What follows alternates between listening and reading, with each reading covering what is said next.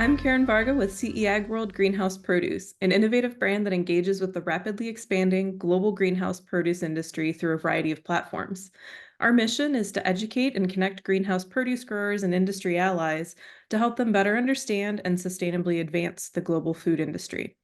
On this episode of CEAg Talks, I'll be speaking with Vonnie Estes, who's the Vice President of Innovation at the International Fresh Produce Association, or IFPA. Vonnie is also a member of the CEAg World Advisory Board. Today, we'll be getting to know Vonnie and her path into horticulture, as well as learn about how IFPA supports the controlled environment agriculture industry. Vonnie, welcome to CEAg Talks. Thanks for having me, Karen. Great to be here. So, we all love a good origin story. So, curious, Vonnie, what initially drew you to horticulture? Well, I wish I had this great story of that. It was my love of my life forever, but it was a little bit serendipitous. I was really loved biology in high school. I just loved biology, loved learning about living things, but a little more towards the human side. So when I went to sign up for my first class as an undergraduate at New Mexico State University, all the biology classes were filled. So I had always liked to garden. That was always, a passion of mine, kind of growing up and being around gardening and living in an agricultural state. So I thought, well, I'll just take some of these classes in horticulture because that'll be interesting. And then I'll go back to, more human biology. And I just loved it. I loved, especially plant physiology and botany were the areas that I really loved in school. So that was kind of how it started. And then my first couple of jobs after undergraduate were in horticulture. I worked for a greenhouse in New Mexico that supplied all the flowering plants that weren't to the different, mostly grocery stores. We did Safeway was our big customer, and this was before Home Depot and Lowe's and everything. So I grew everything that wasn't a mum, all the flowering plants that weren't mums. And so the story kind of continues, but I ended up working for a number of different greenhouses and realizing it was hard to make a living doing that. And so I went back and got my master's in plant pathology from UC Davis, and then continued to work in ag and in different types of capacities.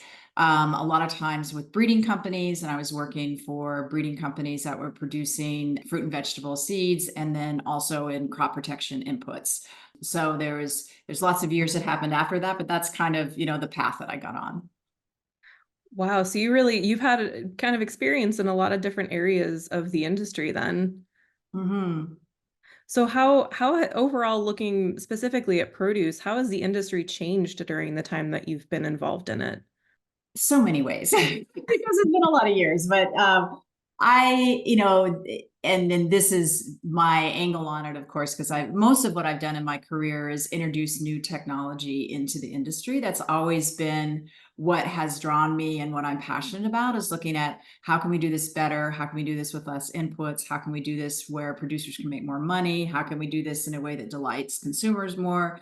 So looking at that over, the whole industry and the time that I've been in it, I think, technology has played a huge role in genetics, in different types of crop protection products, in the way that we grow, in the areas that we'll talk more about as far as protected crops, how we do that and how we do that better. I think two areas that have had a huge change in the last number of years is really looking at the effect that climate change is happening on producing our food. And so I think that's going to drive a lot of food to be grown indoors in places where we can't grow outside anymore because of the extreme weather events, and also just the increase in temperatures or the decrease in temperatures, or the, not enough cooling hours, or that sorts of things. So that's another area that's really important.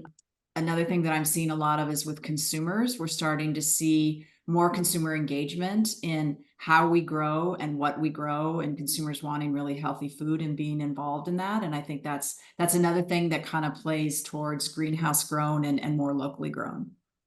You've been with IFPA now for more than 5 years as the Vice President of Innovation. So tell me what exactly it is that you do in this role. That's a good question. Lots of people ask that. So I, had IFP was it was PMA when I started Produce Marketing Association, and I had a background in working for startups and large corporates in business development. And when I was approached by PMA for this role, I didn't think it was something I wanted to do because I was, more on product. But listening to Kathy Burns and Lauren Scott about their vision of the produce industry and the impact that an organization can have to really support the industry, I got really excited about it. And they had contacted me when I was consulting at the time, and one of my clients was Sun World, the table grape company, and he was the chairman of the board of directors at the time of PMA. And he said, "We've got this new role that we're talking about. We really can see how important technology is to the produce industry, and so we're going to create this new role to bring someone in to be head of technology." And kind of nobody knew what that meant, but they just knew that they needed, it was so important, they needed someone to be focusing on it. The role has changed a lot, since I started, and I've kind of driven the role a lot given just my background and what I'm passionate about. And so there's two main things that I do and focus on. Well, more than two, but two of the main things I focus on is I run an accelerator where we bring 12 companies in every year, and we introduce them to the produce industry. And we're looking for companies that have technology outside of the produce industry. They could be in broadacre crops or outside of agriculture completely. And a lot of companies that are outside of the country to bring, just to be able to scale their technology more. So we're right now, this week, we'll announce the new cohort of the 12 companies.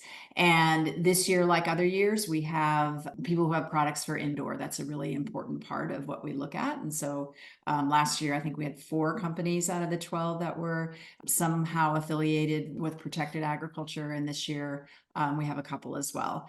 I also do a podcast that looks at what kind of technology advances are happening and what impact that's having. And right now there's a season going on talking about climate change and what are the new technologies that we're bringing in. I'm about to launch another season that is looking at packaging and all the, it's a huge issue in our industry of, what are we going to do about packaging? Another thing that's part of my role is we have councils. In the council system that we have within IFPA, the chairperson of the council also sits on the board of directors. So it really elevates the councils into being part of the conversation at the board of directors level. And I have a CEA, Controlled Environment Ag Council, where we have about 45 members from all different parts of CEA. So we have greenhouse, we have vertical farms, we have breeding companies, we have input companies, we have a couple of retailers. So we really represent the whole value chain of protected ag. And we're having a meeting at the retail conference in Phoenix day after tomorrow. So council gets together. One of the things we're doing at this council meeting is we did a bunch of consumer research on what do consumers think of greenhouse grown? What does that mean to them? What words should we use? How should we think about it? What should we call it? And so we'll be presenting that research to our council members. So that's a big part of my role and what I work on as well. Okay. And what are some of the other goals of the CEA Council that you work with, or some initiatives, or what else do you do with it?